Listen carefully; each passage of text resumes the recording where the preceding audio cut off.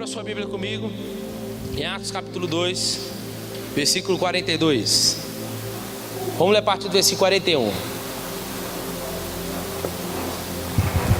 Atos capítulo 2, versículo 41.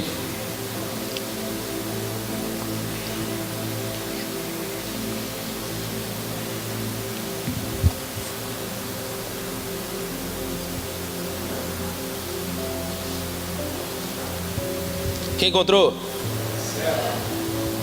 Os que de bom grado receberam a sua palavra foram batizados, e naquele dia agregaram-se quase 3.000 almas.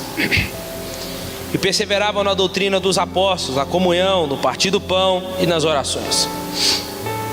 Em cada alma havia temores, e muitas maravilhas e sinais eram feitos pelos apóstolos. Todos os que criam estavam juntos e tinham tudo em comum. Vendiam suas propriedades e bens, repartiam com todos segundo a necessidade de cada um, perseverando unânimes todos os dias no templo, partindo o pão de casa em casa. Comiam juntos com alegria e singeleza de coração, louvando a Deus e caindo na graça de todo o povo. E todos os dias acrescentava o Senhor à igreja aqueles que iam sendo salvos. Amém? O título do sermão nessa noite que eu quero meditar com vocês é Marcas de uma igreja que tem o Espírito Santo. Amém? Irmãos, estamos diante de um dos capítulos mais lindos do livro de Atos, um dos mais pregados e também um dos mais usados em congressos, mas ele também é um dos mais distorcidos de toda a Bíblia. Mas eu não quero me ater aqui às interpretações errôneas, porque eu quero gastar tempo aqui no objetivo dessa noite. Mas uma coisa eu não posso deixar de dizer é que o Espírito Santo encheu a igreja. E a pergunta que é feita é: encheu para quê? São perguntas que nós fazemos para o texto. Por quê? Para quê? Como? Mas para que o Espírito encheu a igreja? Encheu não para si próprio. O Espírito não encheu a igreja para si próprio.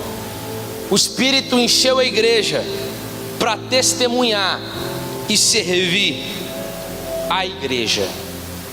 Por isso que Pedro fez logo em seguida. O que Pedro fez logo em seguida, depois que o Espírito Santo revestiu eles? Ele pregou, ele testemunhou. E vemos aqui, irmãos, no discurso de Pedro, que ele vai pregar sobre o Evangelho. E nós vemos no verso 40 que os apóstolos continuaram a compartilhar, a levar o povo a crer em Jesus. Podemos ver isso ao longo de Atos. Dois homens importantes no livro de Atos, Pedro e Paulo. Do capítulo 1 até o capítulo 12, mostra como primeiramente o destaque do ministério de Pedro em Jerusalém até Samaria. Depois em Atos 13 até o capítulo 28, apresenta Paulo difundindo o Evangelho até os confins da terra. Esses homens que olharam para Israel e viram uma geração perversa que se encontrava sob condenação. E com isso, com o derramamento do Espírito Santo, o Senhor estava dando mais ainda a mostra da manifestação da sua graça. E naquele dia 3.000 almas se arrependeram, creram e foram salvas. O objetivo de Atos então é mostrar o avanço da igreja até os confins da terra, sobre a orientação de Cristo, a qual enviou o seu Espírito Santo. A igreja de Jerusalém conjugava doutrina e vida, credo, conduta, palavra e poder, qualidade e quantidade. Hoje vemos igrejas que revelam grandes desequilíbrios, como igrejas que zelam pela doutrina, mas não a celebram com entusiasmo. Igrejas ativas na ação social, mas desprezam a oração. Igrejas a que mais cresce em número, são as que mais, principalmente, mercadejam a palavra. Ao contrário disso, a igreja de Jerusalém era unificada, era exaltada e era multiplicada. Irmãos, outro Pentecoste não acontecerá. Não acontecerá. Foi um ato único, assim como foi a criação, a redenção, assim como será a glorificação. Pois o Espírito Santo já foi derramado. Amém? Então ele não vai ser derramado de novo. Então a nossa oração não é para ele derramar. A nossa oração tem que ser manifesta em nós. A nossa oração, que uma coisa que a igreja precisa saber e fazer, que é uma ordem, é nos enchermos do Espírito Santo. Como diz Paulo em Efésios, que não vos embriagueis com vinho, mas enchei-vos do Espírito Santo. Amém?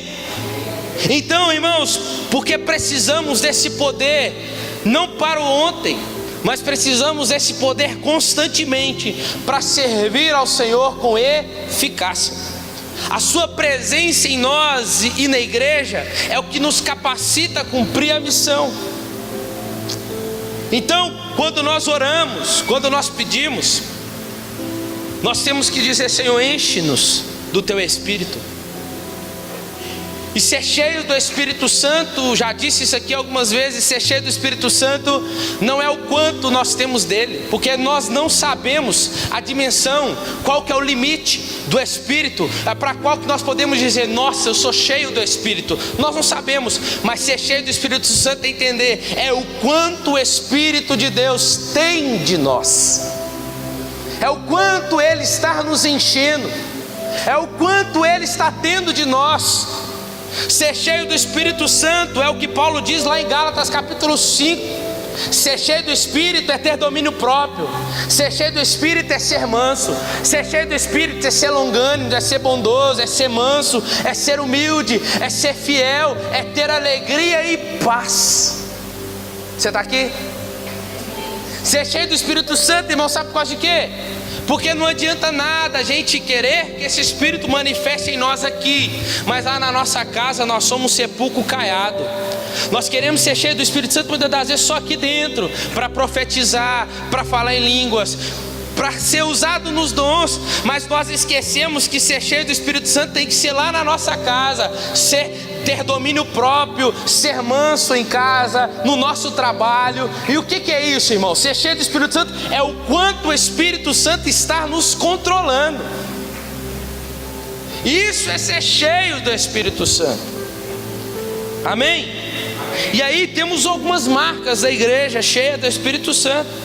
Em primeiro lugar, que o escritor em Atos vai dizer para nós, o texto que lemos, que uma igreja cheia do Espírito Santo, ela é comprometida com a fidelidade à palavra de Deus.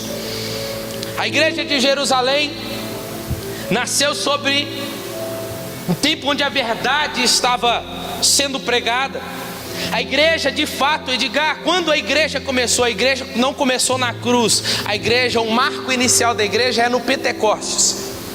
E a igreja então começa com o derramamento do Espírito, com a pregação cristocêntrica de Pedro e a permanência dos novos crentes dessa doutrina.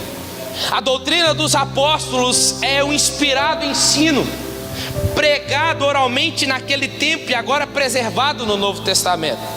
Quando diz que nós estamos na doutrina dos apóstolos, é porque eles seguiram o que Jesus ensinou. Conforme lá em João capítulo 20, Jesus vai dizer assim: ó, eu estou indo, mas o que eu vos a missão que me foi dada, agora essa mesma missão eu vos dou. Jesus está dizendo para ele: da mesma forma que vocês viram eu fazendo, é também para vocês fazerem, é dar continuidade. E hoje nós seguimos esse ensino, essa doutrina. John Stott diz que o Espírito Santo abriu uma escola em Jerusalém. Seus professores eram os apóstolos, e havia 3.000 alunos no jardim de infância naquele tempo. O Espírito de Deus, irmãos, Uma igreja que tem a marca, que é cheia do Espírito Santo, ou que quer ser cheia do Espírito Santo, o Espírito leva ela a se submeter à palavra. E ao longo da história nós vamos ver muitos desvios da verdade, heresias da Idade Média, como o ensino sem piedade, sem a prática, o pietismo, que é a piedade sem o ensino.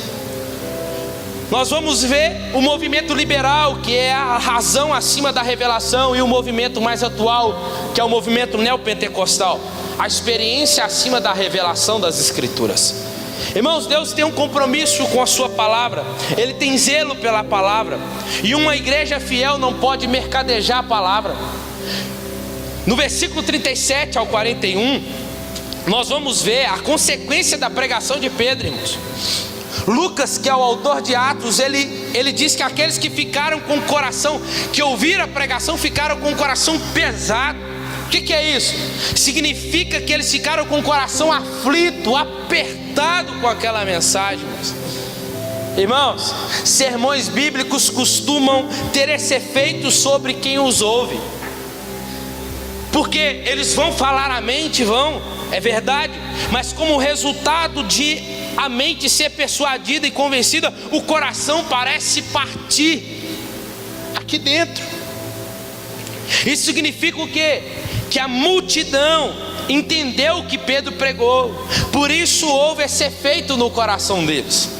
Não foi qualquer mensagem, irmãos. Sabe por que Pedro estava pregando? Depois você lê lá, a partir do versículo 14 de capítulo 2. Sabe o que Pedro está pregando? Pedro está falando para eles que eles mataram Jesus, que eles são acusados de matar a Jesus. A gravidade do pecado eles receberam, eles perceberam a mensagem, a gravidade do pecado de ter matado o Cristo, o Filho de Deus. E assim, de coração apertado, eles se dirigem a Pedro agora e dizem para Pedro: Pedro, e o que nós vamos fazer agora? Pedro disse para eles: arrependam-se. Arrependam-se. O versículo 38 eles disseram para Pedro: Pedro, o que faremos? Pedro disse: arrependei-vos e cada um de vós seja batizado em nome de Jesus. E cada um deles receberam o Espírito Santo. Se arrependeram, irmãos. Pedro não precisou pegar leve, irmãos. Pedro não precisou não falar o que eles fizeram. Pedro não precisou falar que eles não estão em pecado. Pedro não precisou falar que eles são o centro do coração de Jesus. Ele não precisou falar nada disso. Porque, irmãos, muitas das vezes tem muitos pregadores hoje que parece que usam o sermão bíblico para poder mendigar que as pessoas aceitem a Jesus. Mas Jesus não está mendigando, irmãos, que ninguém os aceite, que o aceite. Pedro não precisou apelar para os apelos emocionais. E aí esses pregadores deixam a impressão que aceitar Jesus eles estão fazendo um favor a Cristo. Mas não, porque a pregação verdadeira, autêntica, irmão, que é exposta aos ouvintes, que faz as pessoas perceberem o seu estado de perdição, de miséria e de erro diante de Deus, e com a mensagem do Evangelho eles entendem que precisam se arrepender e crer no Evangelho. Então uma igreja que quer ser cheia do Espírito Santo, ela não pode mercadejar a palavra, ela tem que ser fiel às Escrituras, assim como a igreja primitiva. Em segundo lugar, a segunda marca de uma igreja cheia do Espírito Santo, ela é perseverante na oração. Eles perseveravam na doutrina, na comunhão, mas também nas orações. Irmãos, não existe um lugar de oração até que eu decida orar nele. O seu banheiro pode ser um lugar de oração. Lá no seu trabalho, na sua mesa, ele pode se tornar um lugar de oração. O seu quarto já tem que ser um lugar de oração, né? A sua casa, talvez se você ainda não orou lá, ela pode se tornar um lugar de oração. Por quê, irmão? Oração não é lugar, oração é manifestação. Oração é ambiente, ambiente não é lugar, ambiente sou eu. Eu gero esse ambiente de oração. Aonde eu vou, o ambiente me acompanha. Por quê? Porque eu sou esse ambiente de oração. Uma igreja cheia do Espírito Santo, ela ora com constância, com fervor.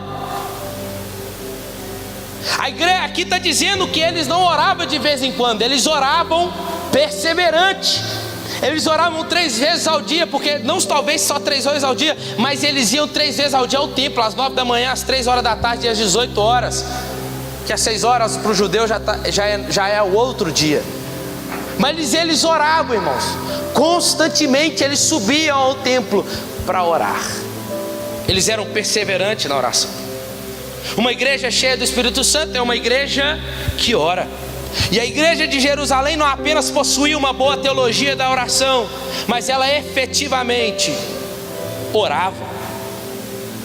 Porque quem ora, irmãos, depende de Deus. Porque essa igreja que orava, ela dependia de Deus do que dos seus próprios recursos, irmãos. Em Atos capítulo 1, versículo 14, todos unânimes perseveravam em oração. Atos capítulo 3, os líderes da igreja vão orar às 3 horas da tarde. Atos capítulo 4, versículo 31, a igreja sob perseguição, ela corre? Não. Ela foge também? Não. Ela ora, o lugar treme, o Espírito desce. Atos capítulo 6, versículo 4, a liderança entende que a sua maior prioridade agora é a oração e a palavra. Atos capítulo 9, o primeiro sinal que Deus deu a Ananias sobre a conversão de Paulo é que ele estava lá naquela casa orando. Atos capítulo 12, Paulo está preso, mas a oração incessante da igreja Pedro está preso, e a oração incessante da igreja em seu favor ele envia o anjo lá, porque a oração que vai buscar o anjo liberta Pedro, e o resultado da oração da igreja bate na porta da igreja. Atos capítulo 13, a igreja em Antioquia ora e Deus abre as portas para as missões mundiais. Atos capítulo 16, Paulo e Silas estão dentro da prisão, orando e adorando, e Deus abre as portas para a mensagem do evangelho na Europa. Atos capítulo 20, versículo 36, Paulo ora com os presbíteros da igreja de Éfeso na praia. Atos capítulo 28, Paulo ora pelos enfermos da ilha de Malta e os cura. Atos capítulo 29, você não está aqui ainda não. Você não chegou aqui ainda não, irmãos. Porque não tem Atos 29 aqui, mas Atos 29 está aqui. A Lagoinha Ribeiro de Abreu, no ano de 2022 e ainda no ano de 2023, será conhecida como a igreja que mais ora em nome de Jesus. Porque não vai parar, irmãos. Irmãos, não tem um amém aqui no final de Atos. O livro de Atos termina com a morte de Paulo e acabou.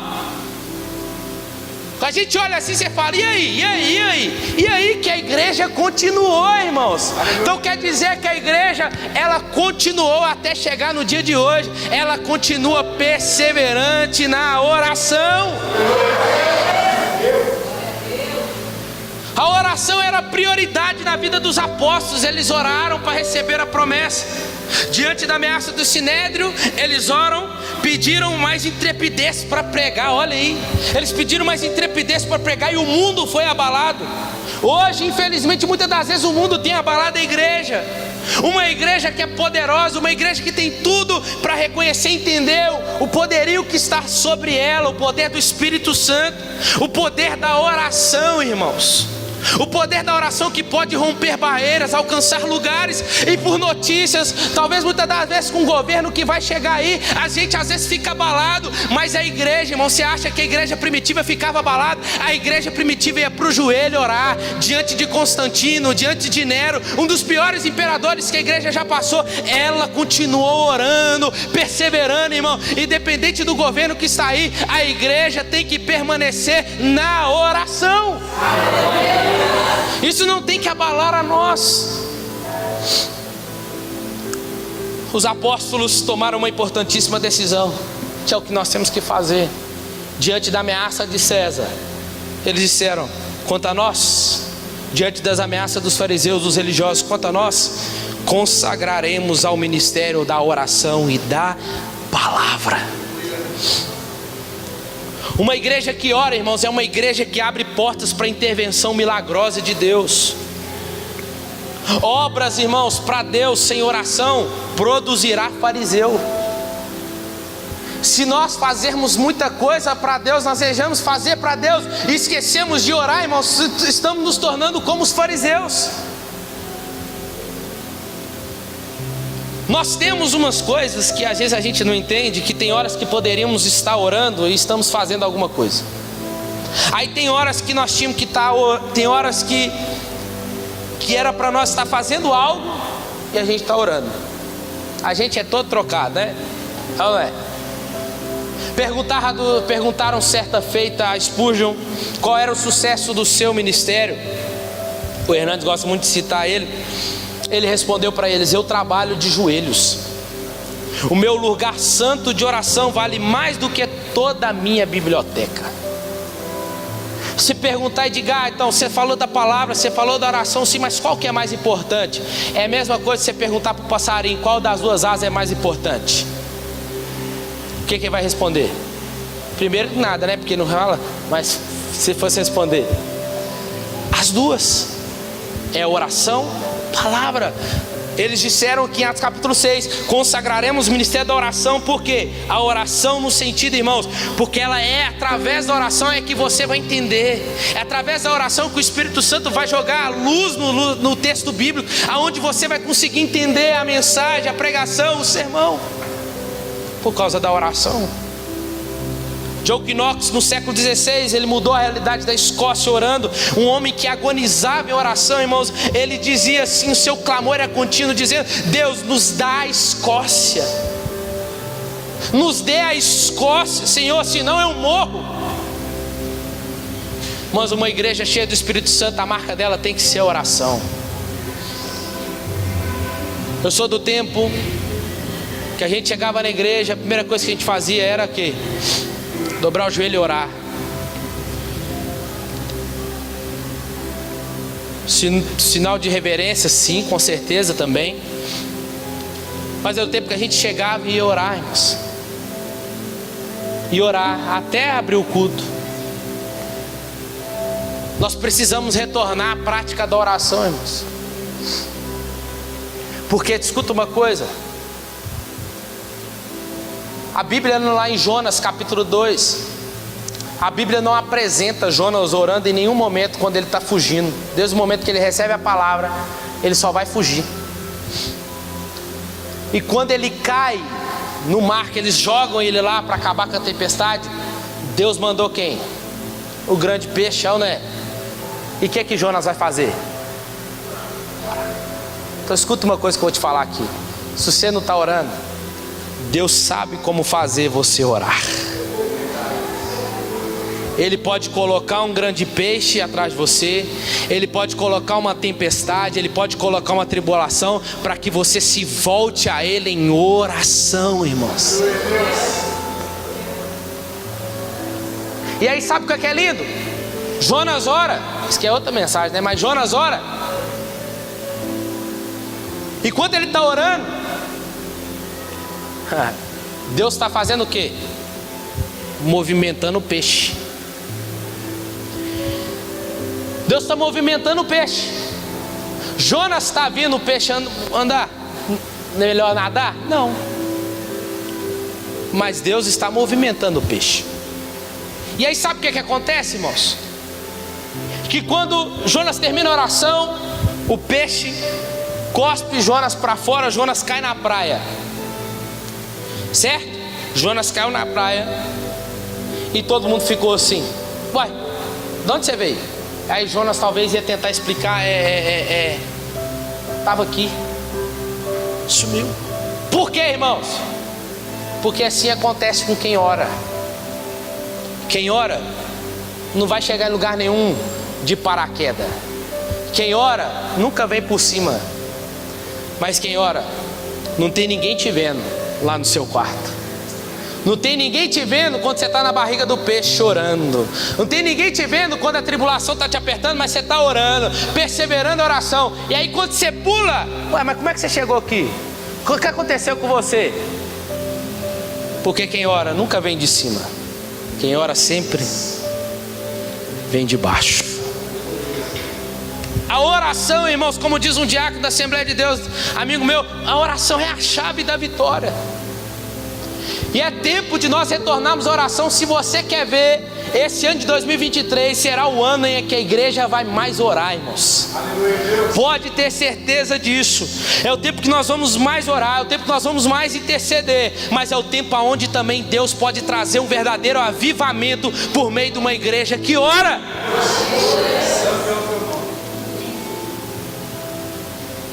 A outra marca de uma igreja cheia do Espírito Santo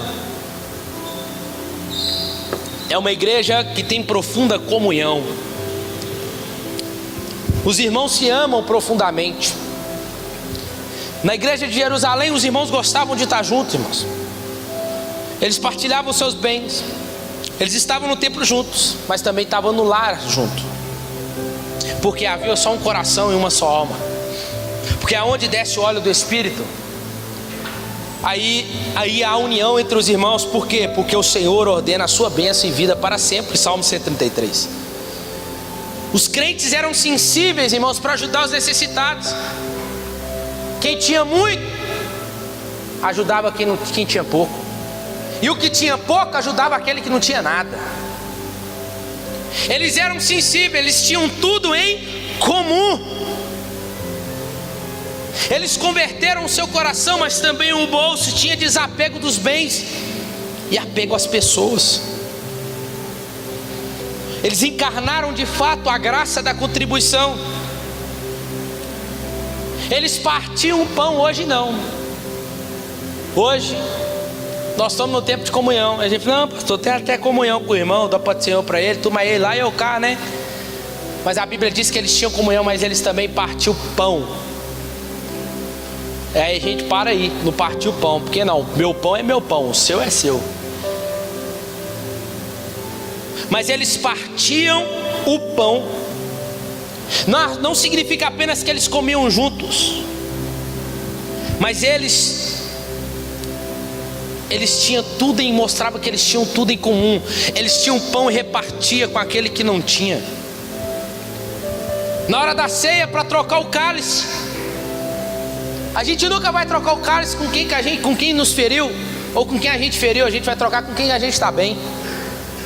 Sim ou não? Comunhão gera vida, irmãos. Comunhão gera vida na igreja.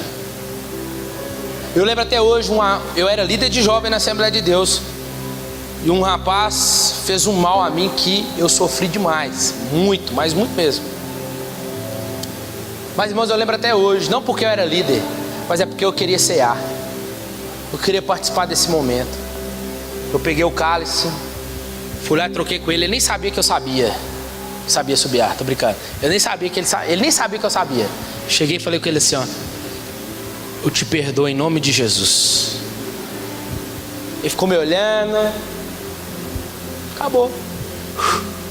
Me livrei daquilo. Quando Paulo fala em 1 Coríntios capítulo 11, no contexto, versículo 23 ali, do contexto da ceia, irmão, Paulo fala sobre dois corpos ali.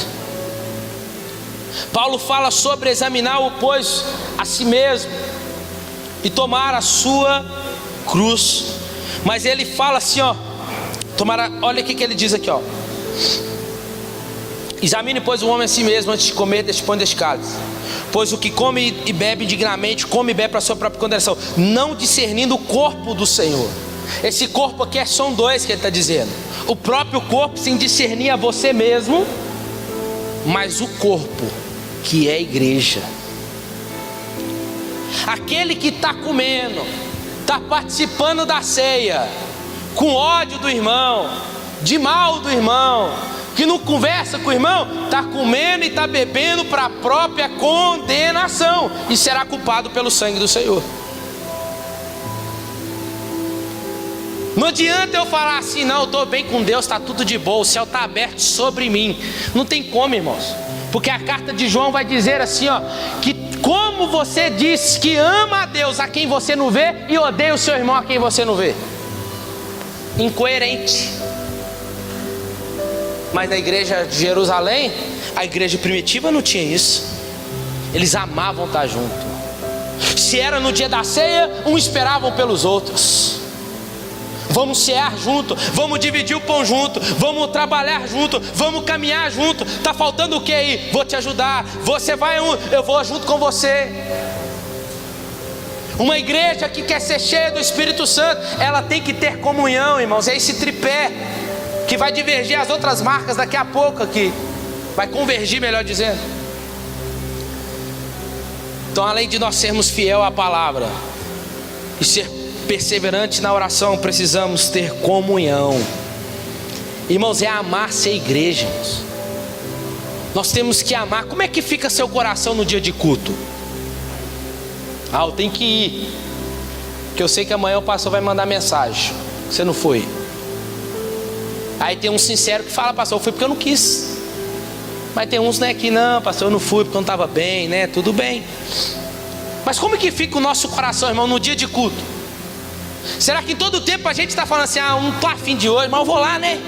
E aí a gente vai e vem como se fosse para cumprir um ritual, irmãos, para ver se a nossa semana fica boa, para ver se a nossa semana começa bem.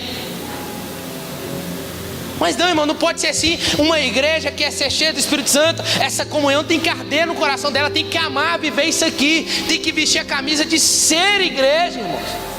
Tem que amar ser igreja, tem que amar congregar, tem que amar estar na comunidade dos santos. Como eu digo que quero ser noiva, como eu digo que eu quero encontrar com o noivo, mas eu desprezo ser noiva,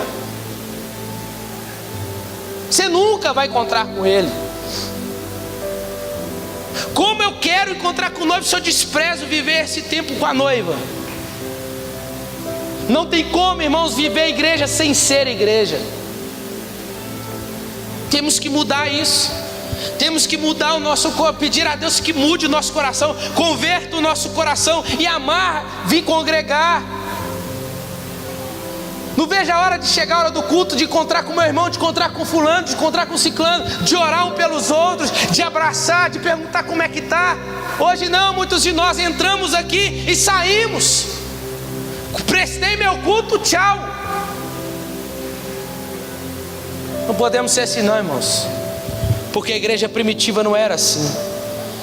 Eles tinham tudo em comum, repartiam com todos segundo a necessidade de cada um. Eles perseveravam sempre unânimes, irmãos. Comunhão. Comunhão. E aí entra a quarta marca, que é uma igreja cheia do Espírito Santo, adora a Deus com entusiasmo. Uma igreja cheia do Espírito Santo é uma igreja que canta com fervor, com louva a Deus com entusiasmo. Aí você chega aqui no culto, lá na sua casa falta só quebrar os vidros, não é? Mas aí você chega aqui para prestar um culto, aí os irmãos estão aqui, levanta a mão, dá um sorriso.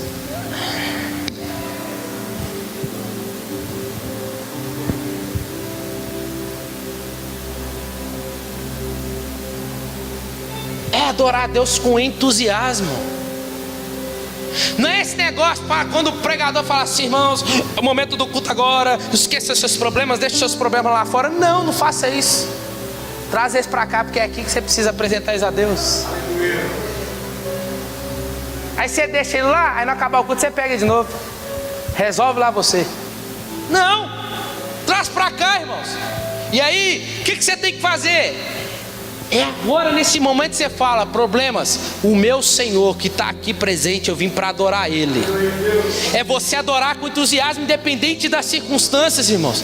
É entender que quando a mulher samaritana, como eu disse pela manhã, a mulher samaritana, irmãos, ela estava indo buscar água, era a necessidade dela, era água. Ela foi buscar, entendendo que ela precisava de salvação, sim, claro. Mas escuta, Jesus chega para ela, Jesus começa um diálogo com ela ali sobre a água, sobre que ele pode, a água que ele pode dar, nunca mais ela vai ter sede e tal, e tal, tal. Depois que Jesus se revela para ela, ela entende que ele é o Messias. E o que ela quer fazer? A primeira coisa, ela entrega aquilo que era a necessidade dela, o cântaro. Ela entrega, pode ler o texto lá, ó. Ela entrega na mão de Jesus. E ela vai para a cidade de Samaria pregar, anunciar que o Messias encontrou com ela. O que é isso, irmãos? Que aquilo que é a minha, a sua necessidade, você deixa na mão dele, porque enquanto você vai adorá-lo, enquanto você vai servir a ele, irmão, Deus está cuidando daquilo que é sua necessidade. Então quando você adentrar aqui, se você ama esse lugar, se você ama estar na presença dos irmãos, irmãos, adora o Senhor, irmãos, como se você conseguisse romper os céus, em adoração, com fervor, de levantar as mãos mesmos, de adorar como se fosse o seu último dia de adoração, de orar como se fosse a última oração que você pudesse fazer. É como disse o Jesus aqui, não é rasgar as suas vestes, mas é rasgar o seu coração diante do Senhor. Independente de se ter olhando, não, hoje minha maquiagem, posso chorar não. Antigamente, irmão, ó, chegava com a chapinha tudo, depois do culto tinha nem chapinha mais. Por quê? Porque ninguém estava nem aí que os outros iam pensar, porque queria adorar a Deus com fervor, em adoração, eles estavam diante de Deus. Porque o culto, irmãos, tem que ser esse deleite, tem que ser esse prazer. A igreja de Jerusalém amava a casa de Deus. Uma igreja viva tem alegria de estar na casa para adorar. Então quando estiver aqui cantando, louvando, louva junto mesmo, canta junto mesmo, levanta a mão quando eu pedir para bater a palma, bate, se pedir para pular, pula, mas faz, irmãos, reage. A comunhão no templo é uma das marcas da igreja ao longo dos séculos. O louvor da igreja era constante. Uma igreja alegre canta, e quem canta os seus males espanta, não é assim que fala? Os muçulmanos, irmãos, têm 1 bilhão de adeptos no mundo, mas eles não cantam. Sabia? Eles não cantam. Uma igreja viva tem um louvor fervoroso, contagiante, restaurador, sincero e verdadeiro. Já vi tantas pessoas entrar aqui, ó, começa o louvor e chora, se derrama. Você tem toda a liberdade, meu Deus, você não precisa ficar esperando o pastor vir aqui, ó, um dos obreiros chegar aqui e falar para você ajoelhar. Não. Você pode ajoelhar, você pode deitar no chão, pode chorar, se é para o Senhor, amém. Uma igreja viva tem esse louvor fervoroso, contagia os outros. Louvor que agrada a Deus tem origem no próprio Deus, e tem como propósito dele exaltá-lo, tem como resultado o quebrantamento dos corações. O culto verdadeiro produz reverência e alegria, pois se a alegria do Senhor for obra do Espírito, o temor do Senhor também será verdadeiro no meio da igreja. Outra marca da igreja, uma igreja cheia do Espírito Santo, é uma igreja que teme a Deus. Versículo 43, em cada alma havia temor. Hoje é comum perguntarem, temor, mas que palavra estranha, temor é ter medo de Deus? Temer a Deus é diferente de ter medo de Deus. Só que na verdade, todos nós deveríamos sentir as duas coisas. Por quê? Já que ele tem poder de mandar alguém para o inferno, e você não quer ir para lá, não é? Só que você não vai servir a Deus porque você é filho. Você não vai servir a Deus nunca por medo. Quem é filho não serve a Deus por medo. Quem é filho serve a Deus por temor, por respeito, por reverência. Temer é respeito, é isso. É reverência, respeitando a Ele pelo que Ele é. A igreja tinha tanto um santo respeito a Deus, irmãos. Uma igreja cheia do Espírito Santo é formada por um povo cheio de reverência. Os judeus, todas as vezes, irmãos, que eles vão escrever o nome, que é o nome, o tetragrama, que é o Yahvé ou Jeová, todas as vezes que chegavam, quando eles iam transliterar, quem fosse transliterar o texto bíblico, na hora que chegava o nome Deus, eles iam lá, lavavam as mãos, só para poder escrever o nome dele. Reverência, respeito. E hoje, principalmente nós, somos muitas das vezes irreverentes ao Senhor. Tratamos a Deus como se fosse o nosso coleguinha da escola. Só que não. Uma igreja cheia do Espírito Santo precisa ter um povo cheio de reverência. Reverenciar não tem a ver somente com a sua vestimenta. Reverenciar não tem a somente com o jeito que você está levando a sua vida no sentido com Deus. Reverenciar não é quando você, como diz antigamente os pregadores, né, fica de pé, abre a sua Bíblia em reverência à palavra de Deus. Não, você não reverencia a palavra quando você lê ela em pé. Você reverencia a palavra quando você a pratica. Isso é reverência à palavra de Deus. Uma igreja cheia do Espírito Santo, ela tem compreensão da santidade de Deus, que ela tem medo da impureza, para que a santidade de Deus não seja nem tocada, se fosse possível, mas ela se curva diante da majestade de Deus. E muitas das vezes hoje as pessoas estão acostumadas com o sagrado. Há uma banalização do sagrado, irmãos. É a mesma coisa da igreja vamos falar assim, do povo de Cafarnaum. Cafarnaum foi a cidade que Jesus mais fez milagre no seu ministério terreno. Sabe o que aconteceu? Certa vez, Jesus está andando pela cidade e a mãe ouve um barulho lá do fundo, conjecturando aqui, vem lá do fundo e fala assim: ô filho, olha lá na janela, o que aconteceu, aquele barulhada lá na rua? E o menino grita: ô mãe, é Jesus, é só Jesus que está passando aqui. Ah, não, então tá bom. E continuava fazendo seus afazeres. É se acostumar demais, irmãos. A gente se acostuma demais que esquece do temor, da reverência a Ele. Aí há uma saturação, uma banalização das coisas de Deus. Mas quem conhece a santidade de Deus não brinca com as coisas de Deus. Sim ou não? Então uma igreja cheia do Espírito Santo, ela teme a Deus. Mas para isso, irmãos, que a outra marca, uma igreja que é fiel à palavra, uma igreja que é perseverante na oração, uma igreja que tem comunhão, uma igreja que adora com entusiasmo, irmãos, ela vai a uma igreja que é a outra marca e última, é uma igreja, penúltima, é uma igreja que experimenta os milagres de Deus. Você crê em milagre? Amém? Olha o versículo 43. Porque havia temor, irmãos, e muitas maravilhas e sinais eram feitas pelos apóstolos. A igreja de Jerusalém era reverente, mas ela era receptiva ao agir de Deus.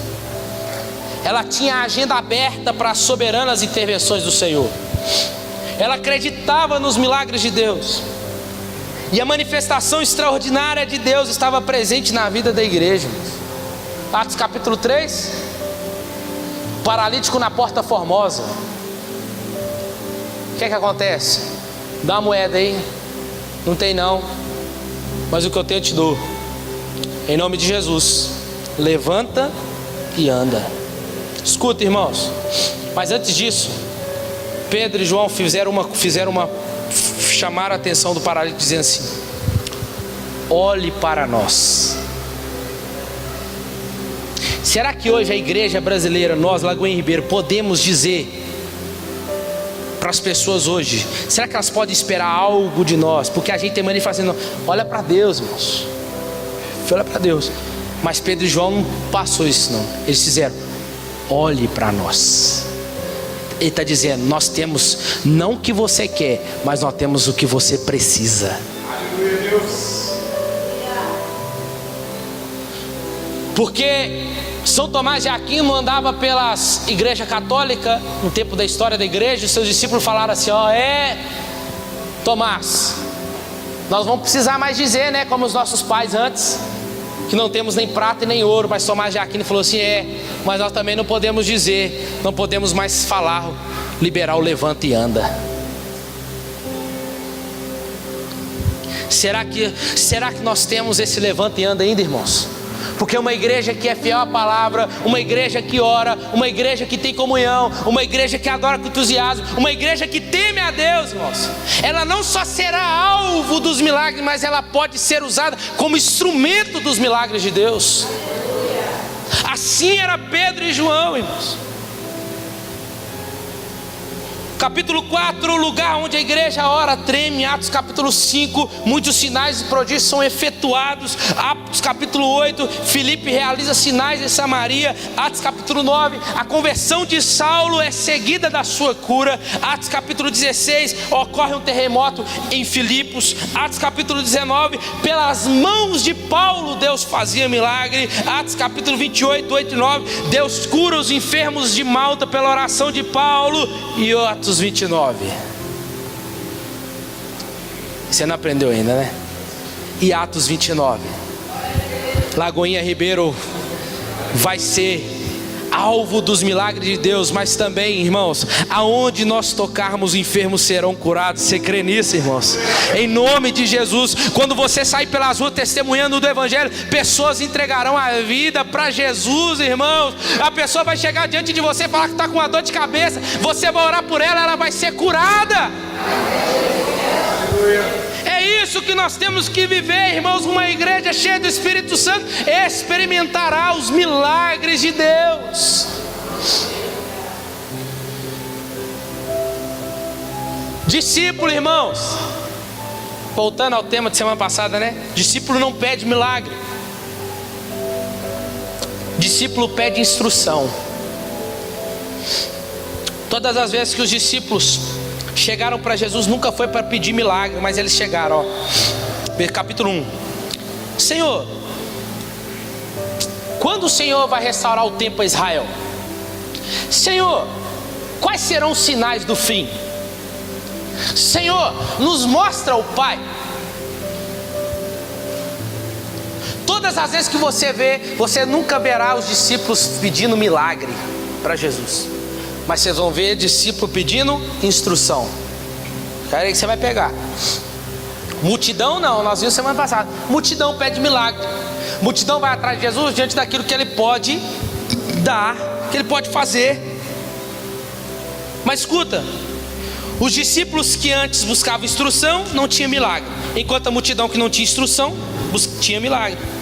Como assim? Mas agora muda. Por quê? Depois do enchimento do Espírito, os discípulos que não pediam milagres foram os que mais fizeram milagres depois de Jesus. Por quê? Porque a igreja que tem palavra como primazia, temor a Deus, não só vai experimentar milagres, como será instrumento nas mãos de Deus para operar milagre. Irmãos, a nossa geração é a que mais pede milagre, mas é a que mais quebra princípios.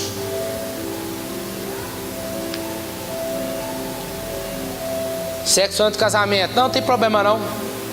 Aí fica pedindo milagre, não é? A nossa geração é assim, pede, mas na hora de obedecer não obedece. Quem pratica princípio, irmãos, não vive atrás de milagre, ele só colhe. Quem obedece, quem pratica princípio, quem obedece a palavra, não precisa ficar pedindo, irmão, ele vai colher milagre. Assim eram os discípulos. Pedro talvez está andando um dia normal, mas a sombra dele curou. Paulo talvez estava suado de tanto pregar, mas pegaram o lenço dele, encostaram nas pessoas e as pessoas foram curadas. É natural, irmãos, vai acontecer. Você crê nisso?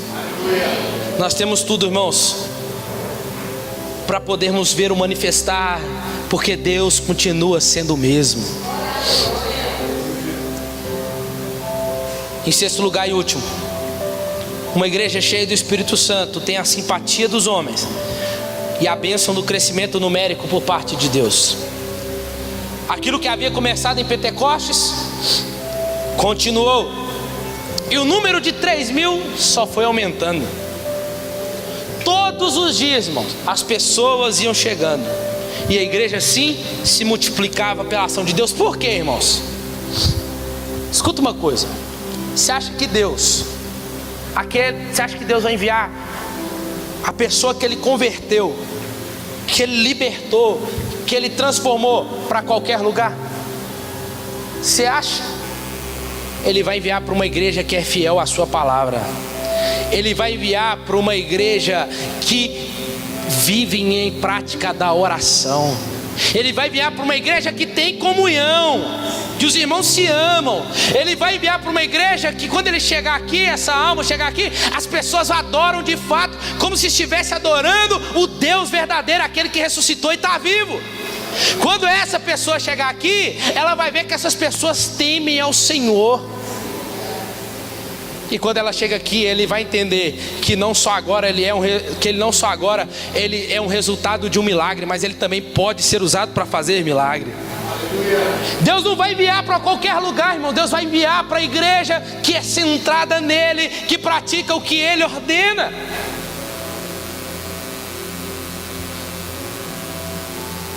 As portas estão abertas para a Lagoinha ver, amém? E o Senhor ia acrescentando, irmão, vai ser natural.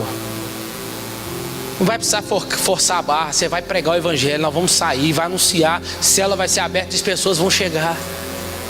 Vai acontecer, irmãos. Essa igreja aqui era simpática, era amável, as pessoas caíam, os discípulos caíam na graça de todo o povo. É uma igreja que era sal, era luz, era a boca de Deus. É uma igreja que tem qualidade, mas também tem quantidade. Ela cresce para o alto, mas também cresce para os lados.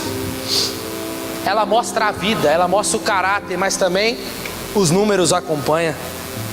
A igreja de Jerusalém produziu impacto na sociedade. Isso aqui que eu quero frisar agora.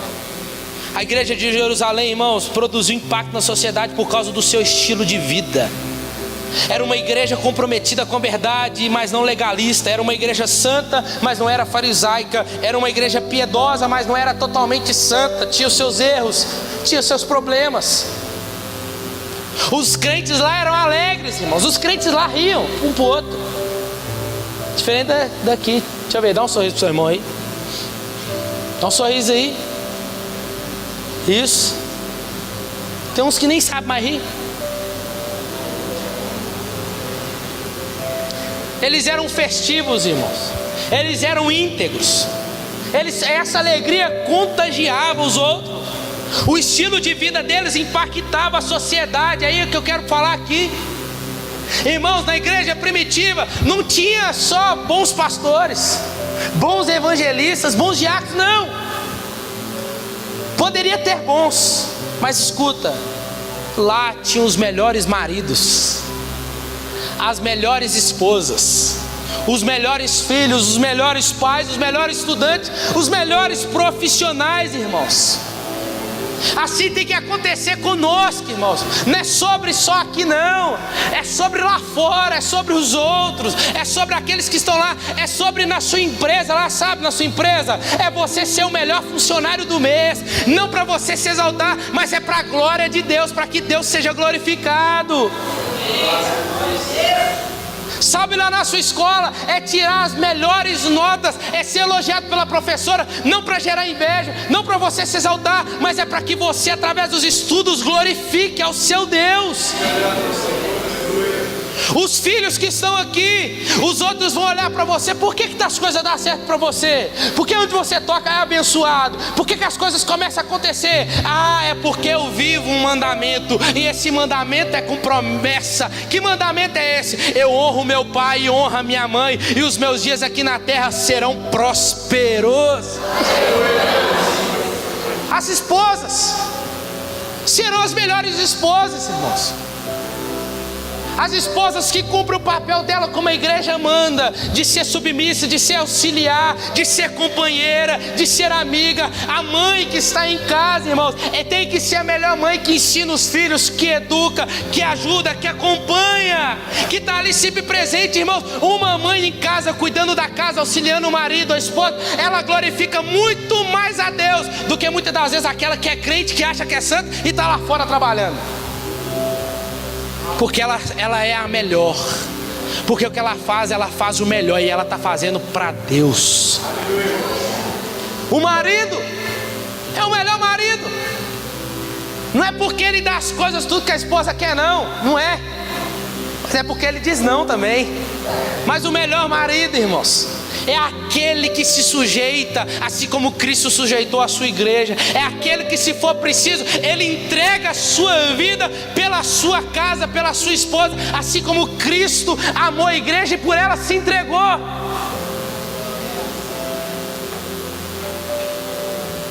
É isso que nós devemos ser, irmãos. Que a nossa casa, que a nossa igreja Alagoinha Ribeiro de Abreu venha ter os melhores profissionais, amém? Que venha ter os melhores maridos, as melhores esposas, os melhores filhos, irmãos. Que os pais lá fora vão chegar para vocês: qual que é o código, qual que é a regrinha que você usa, o que você faz? Eu temo a Deus acima de todas as coisas, eu honro ao Senhor, eu sirvo a Ele e busco glorificar Ele. Aleluia! É isso que nós devemos procurar, irmãos. Porque senão a gente fica muito aqui na caixinha, preso aqui. A gente só quer fazer aqui, não, irmãos. Lá os nossos filhos serão os melhores médicos, serão os melhores advogados, vão honrar o Senhor aonde estiver. O resultado da qualidade gera quantidade. Deus mesmo acrescentava a essa igreja, irmãos. É por isso que quando os meninos vão fazer Enem como hoje, eu falo: vai mesmo, que Deus te abençoe, estude. Por isso que eu falo para eles: você está fazendo o quê? Põe os meninos para frente, vai estudar, vai fazer uma faculdade. Não fica preso só aqui não. Se o Senhor quiser você preso aqui, Ele vai fazer tudo convergir para te deixar aqui, servindo aqui. Mas enquanto não, vai tirar sua carteira, vai estudar, vai fazer um curso de inglês, vai poder buscar se profissionalizar, vai ser alguém, vai glorificar Jesus lá fora. Vai fazer diferença. O modelo de igreja que Deus requer de nós, irmãos, é desse jeito: uma igreja centrada na Bíblia, com visão de missão de Deus. Uma igreja que cresce e se multiplica, que tem visão e que se preocupa com o mundo perdido.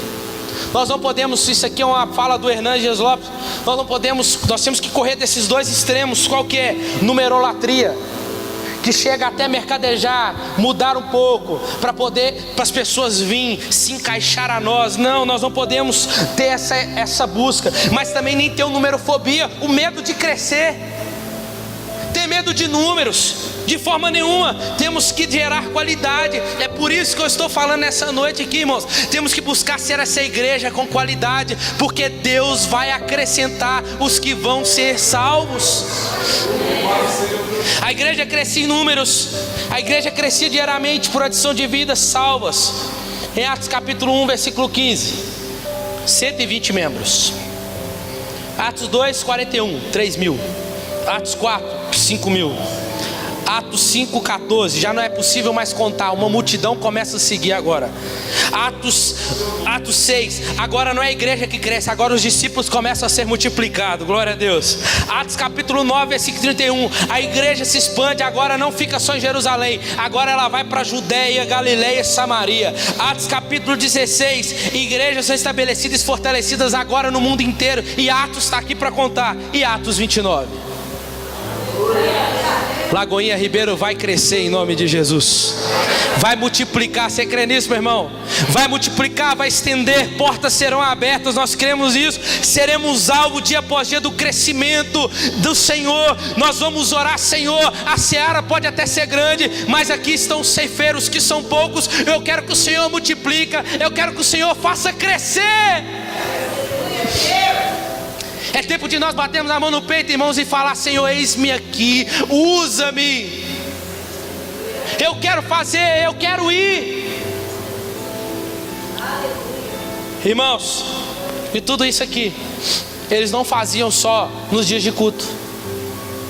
Essas marcas não era só, acompanhavam só nos dias de culto deles, mas eles se encontravam diariamente, cuidavam dos outros diariamente, ganhava almas diariamente. Só pra gente fechar aqui, ontem eu estava cortando cabelo com meu irmão, cortando cabelo com ele lá, Ele é novo, né? Ele tá na vida meio torta lá, o Arthur. Aí, cortando lá sentado, ele vem aquele tanto de menino lá, cabelo pintado, pinça, isso aqui, tem esquisita. Hoje vai ter baile, hoje tem resenha, tá, achando nananã, né? Aí eu virei a cadeira e falei assim, ah não, toda vez que eu venho cá, eu fico só ouvindo se me falar, hoje eu vou deixar não. Eu falei, quantos você tem? 22, e você? 23, e você? 22.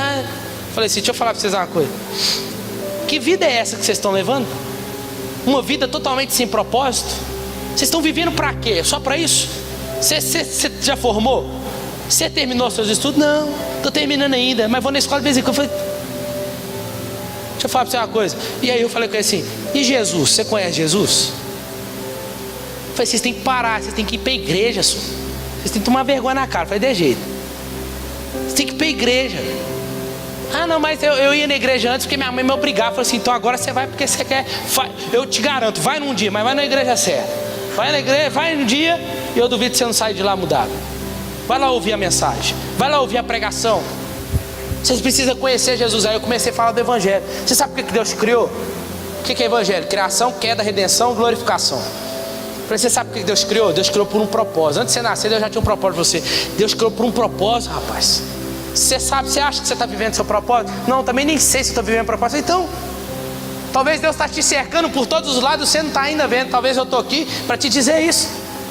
Só que é isso que acontece, por causa desse tanto de coisa aí, por causa do pecado, a gente fica afastado de Deus. Aí você imagina você inimigo de Deus. É isso mesmo, você está inimigo de Deus, você está longe dele. Mas Jesus um dia enviou Deus enviou alguém um dia para nos salvar, Jesus, para te redimir, para te colocar de pé. E é Ele que tem te deixado de pé, que é Ele que tem te dado o livramento. Rapaz, um dia eu passei na porta do mercado, uma mulher virou de mal, nem conheço. A mulher falou que Deus tinha me dado um livramento de morte. Eu fiquei todo assustado. Falei, não, é Deus te cercando aí, é Deus te chamando, rapaz. E meu irmão ouvindo também, né? Porque de vez em quando eu dou uma nele. Irmãos, é pregar o evangelho diariamente. Vai comprar o pão, mas que você vai pagar meio do caixa assim. Quanto que é esse pão? Quanto que deu? R$5 então. O pão que eu posso te oferecer não tem preço. Faz igual Jesus, né? Quando você vai segurando o dinheiro, o cartão tá passando, não, você tira, o cartão tá. Vai falar diariamente, irmãos. Todo dia é uma oportunidade, toda hora é uma oportunidade. Você tá passando mal lá, você fala, não, aí chega alguém, por que você tá passando mal? Nada não, mas aqui, hoje eu tô passando mal, precisando, eu tô orando aqui a Jesus, mas aqui, você sabe que você conhece Jesus? Não? Então Jesus veio para você. Eu posso estar passando mal aqui, mas você pode estar diante dele doente, e ele quer te curar. Aí você começa, acabou. Começa a falar. Antes eu brincava, né? Falei, que time você torce? O Cruzeiro, eu sou cruzeirense. Falei, então, sua vida pode estar igual a do Cruzeiro, lá embaixo, né? Aí você vai, você entra, mergulha. Irmãos, temos que ter esse estilo de vida, temos que viver, temos que ser igreja. Isso era a vida da igreja. As pessoas têm que ver isso em nós, essa vivência, esse estilo de vida em nós. Somos Atos 29, meus irmãos. O Deus da igreja não mudou, e a igreja não pode mudar, nem tampouco para pior. Ela tem que sempre buscar melhorar, porque o dono dela continua sendo o mesmo. Então a noiva não pode mudar. Assim como o Deus da igreja não mudou, a igreja também não vai mudar como a igreja primitiva. Teremos os melhores maridos, os melhores esposos, os melhores filhos, os melhores pais, os melhores estudantes, os melhores profissionais, irmãos, porque a qualidade vai gerar quantidade, irmãos. Nós vamos impactar a nossa comunidade, amém? Nós vamos ser igreja de fato, irmão, porque antes de nós buscarmos ter os benefícios da igreja, nós temos que buscar ser igreja. E como eu disse, Atos não tem final, não tem um amém lá. Porque o amém diz que a obra de Atos não terminou. Por quê? Pois a igreja continua aqui. E a obra não vai parar até Jesus voltar. E quando ele voltar, levar a sua igreja, aí sim, está lá em Atos Apocalipse 22. Amém. Está consumado. Enquanto estivermos aqui, irmãos, Que nós venhamos ser igreja, a igreja verdadeira de Jesus, que carregamos as marcas de uma igreja verdadeira, de uma igreja cheia do Espírito Santo. Então, meu irmão, não é só sobre aqui culto para você buscar receber a manifestação do Espírito sobre a sua vida, mas comece a pedir o Espírito Santo para manifestar através de você, lá na sua casa, no seu trabalho, na sua faculdade, aonde você estiver, irmãos. Que nós venhamos nos encher do Espírito Santo. Fica de pé no seu lugar em nome de Jesus. Coloca a mão no seu coração.